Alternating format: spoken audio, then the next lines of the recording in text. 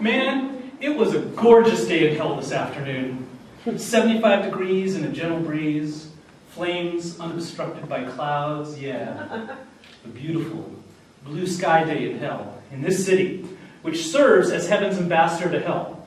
It's an eternal bad seed, the tainted soil of paradise, because every heaven has got to have one. Did you think the place was all brimstone and high-impact aerobics in a lake of molten lava for eternity? None of our religions tells us that hell is what we feel, not what we see. Hell is the ultimate illusion, much as it was designed to be. Hell is wall-constructed combustion and line-drawn exclusion. It is fission and it is fusion. Hell is the wholesale of consciousness and creativity by those claiming to be prophets of vision, when in fact they are only visions of prophets. It is where we are told to cling to the sidewalk and all of its associated storefronts, because if we don't, we'll have to come back after we die. Hell is a beckoning, teasing lover, palpable yet just out of reach, a mirage that slips not through the fingers so much as the mind, and this, leaving the heart at war. And war is against the white blood cells of the nurturing single welfare Gaia. Hell is inside you, dreamer, you individual, you time-spun creators, you dust-bound poets, you geodes of star matter made self-conscious. We are our own angels and demons. We are the citizens of hell, and it literally loves us to death because we do shine this dark and shine this light with an astonishing intensity. And inside these carbon-wrapped marionettes on this collapsing proscenium, we all just want to make it to the cast party, baby, because hell is not the hereafter. It is.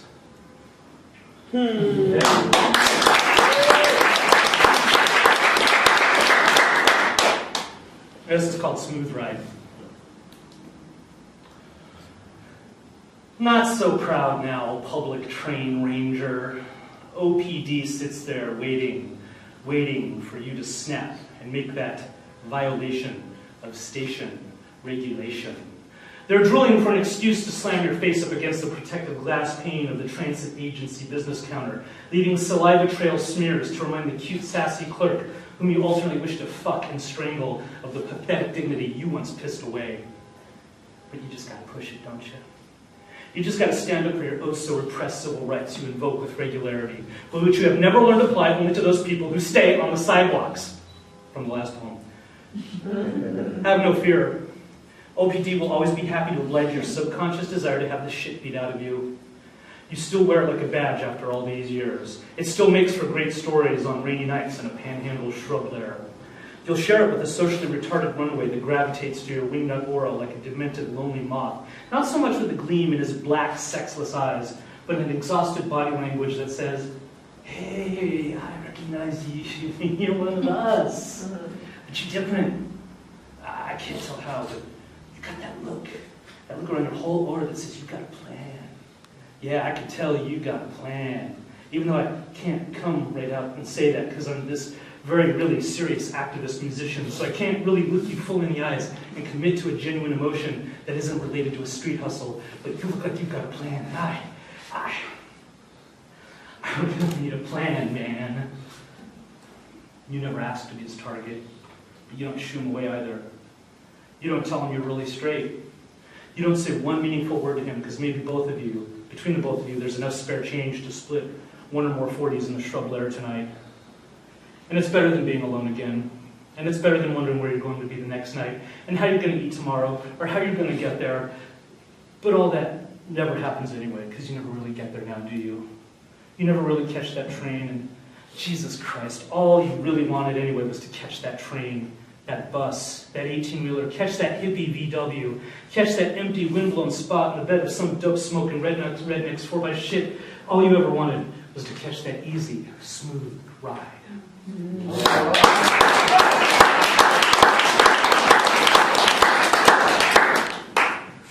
This is a piece for my best writing teacher ever, a guy named David Meltzer, who's one of the North Beach Baby Beats. And I wouldn't be able to write the way I do without him. This is Rabbinical Rant 168. Yeah. Were you aware that our children are being taught history by the National Security Agency? Would you believe me if I told you that Charles Manson was just a patsy for naval domestic intelligence? Did you count the number of pathogens hibernating in your last burrito, your last falafel, your last crepe, your last yuppie sandwich wrap alternative? Did you happen to notice the virus sitting above you on the food chain? Have you ever wondered if we're just living in this tiny air bubble that's going to pop someday? And did you know that the brain of a cetacean is larger than the brain of a human? When was this last time exactly that you forgot to masturbate? And doesn't it seem like the other side of the bay is extremely haunted, or at least very poorly lit? And why is it that all the mad prophecies by all the mad prophets become the finest poetry by the finest poets after they die? And why is it that so many of our young, brilliant, underground independent poets invest so much of their valuable time crucifying the older, slightly less brilliant academic poets? Because there can't merely be cleverness. There can't merely be virtuosity for virtuosity's sake. There must be humor. And humor means that someone is going to get hurt. There must be humor, or we will be dragging the corpse of academia around behind us forever. And perhaps that is why we persist in this game as business of usual. Because what is the passing of each individual moment that we're always so desperately hoping to describe, but simply an interlude between the lyrical preludes where all any of us are hoping to do is break out our oh so tasteful galleries of adjecporn. Oh, yes, I know. It's incredibly romantic, isn't it? Remembering all of our individual high points on a timeline that points to a source we all came here to search for, an Easter egg hunt for common consciousness, by poets who were the first lawyers, by poets who were the first tag artists, by poets who were the first clergy in an Eden of our making. But if it is the sacred for which you seek, then you must take the Hajj of your life into that big theater for hymnals and chants of the interior body.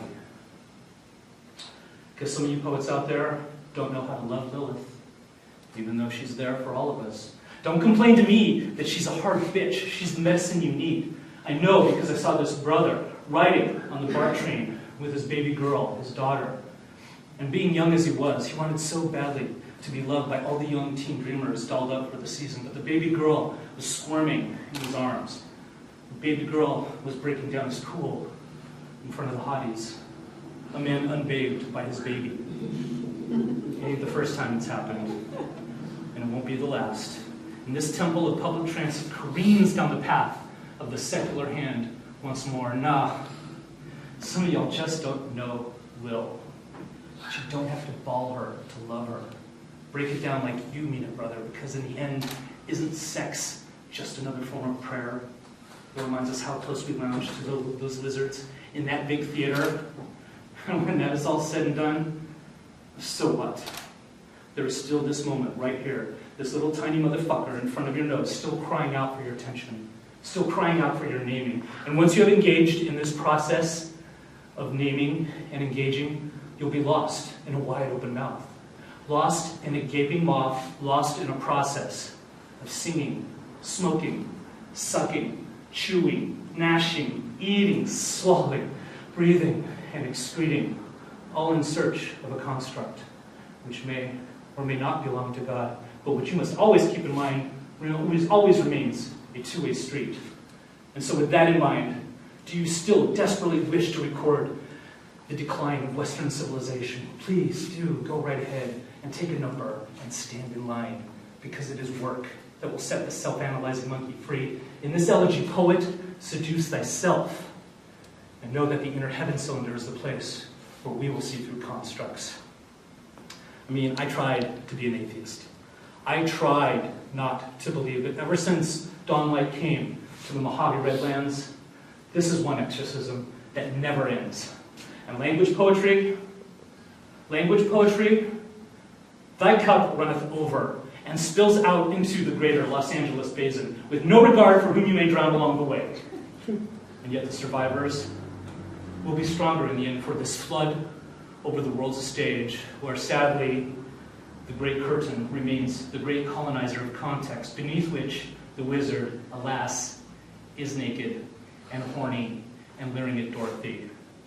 But at least each of us, each and every one of us, can be grateful for the United Auto Workers, who remind us each and every day why it is that Freaky Freddie Hagel and Crazy Karl Marx keep hanging around like the true jazzmen they are, riffing the apocalypse fantastic from the edge of their felt pork pie specials, and begging us, each and every one of us, each and every day, to crucify them again and again, so that some old mad poet's prophecy someday just might come true.